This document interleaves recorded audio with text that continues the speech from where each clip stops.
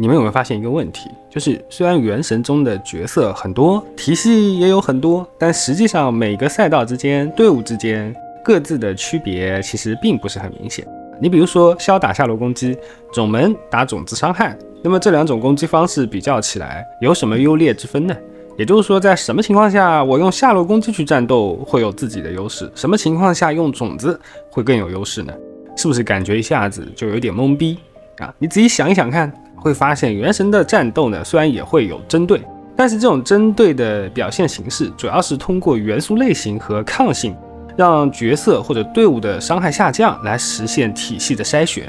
并不是打法风格上的一种针对。那大部分的战斗呢，就是打桩，队伍和体系之间比的就是谁的队友更完整，谁提供了更大的增益，打出了更高的伤害，是大家在伤害数值上卷，而不是在玩法上卷。也就是说，原神中真正决定战斗的是数值，而不是机制。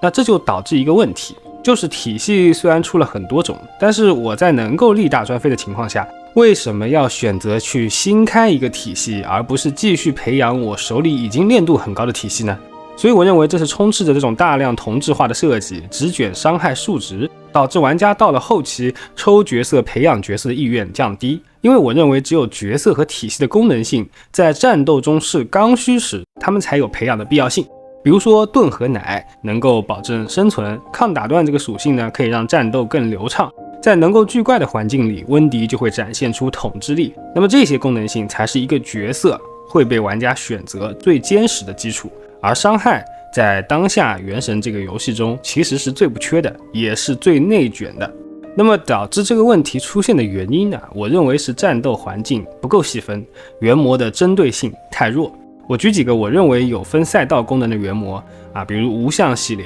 雷鹰权限、流血狗、空壳怪、各种树以及海马、螃蟹、黄金王兽这种自带元素盾的怪物，沙虫这样的窗口怪，妙脆角和泥兽这样的要用反应破机制的怪物。那这些原模的设计我觉得都是非常好的。那当这些怪物出现在深渊中的时候，玩家手里如果没有对应的体系，就会觉得不好打，因为他们是真的区分赛道、区分体系，他们真的可以让一些角色体现出自己的价值。但是因为原神的抽卡是存在成本的，养成也是有成本的，那么当玩家拿不出针对的阵容，深渊又都是这些怪物的时候，就容易心态破防。所以我们会发现原神大量卷伤害的这种设计，根本原因是游戏的商业模式决定的。因为玩家抽卡存在成本，所以赛道不能铺得太开，不然体验起来呢就像逼氪。而市场上大部分的玩家又更愿意为数值去付费，所以通过数值去迭代又成为了符合实际情况的设计。那么一旦通过数值去迭代，设计的角色和体系就开始冗余，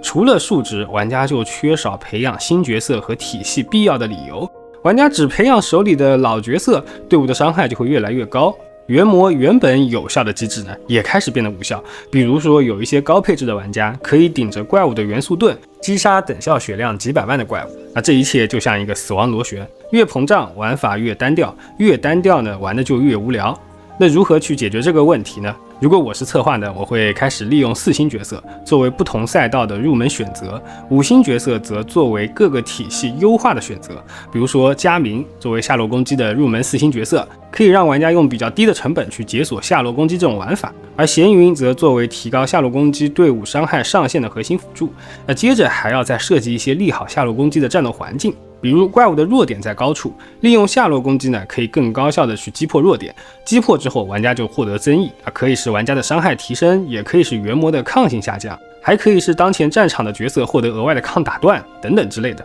那这样一来，下路攻击这种输出方式，它就有了自己独特的战斗优势了。所以呢，通过这种4星角色负责解锁打法，5星角色负责提高伤害上限以及增加额外的功能性，配合利好的环境，去让原神的体系呢做出更有特色的区分。而为了让玩家去参与战斗中的交互，我会选择膨胀数值来缓解玩家对于伤害的焦虑，然后呢，利用原模的特性来限制玩家的输出，把伤害决定战斗转变成伤害和机制共同决定战斗的风格。比如须弥设计的遗迹龙兽，受到攻击后会针对性的提高抗性，那这就很好嘛。我们可以通过这种设计方式来防止玩家因为数值太高无视机制直接强杀。我们也可以设计成根据玩家打出的伤害来进行叠层式的抗性提升，让高练度的玩家和低练度的玩家都有较为舒适的战斗体验。甚至呢，我们可以根据武器的类型去设计不同弱点的原模，比如弓箭手就可以破一些高处或者特定位置的弱点，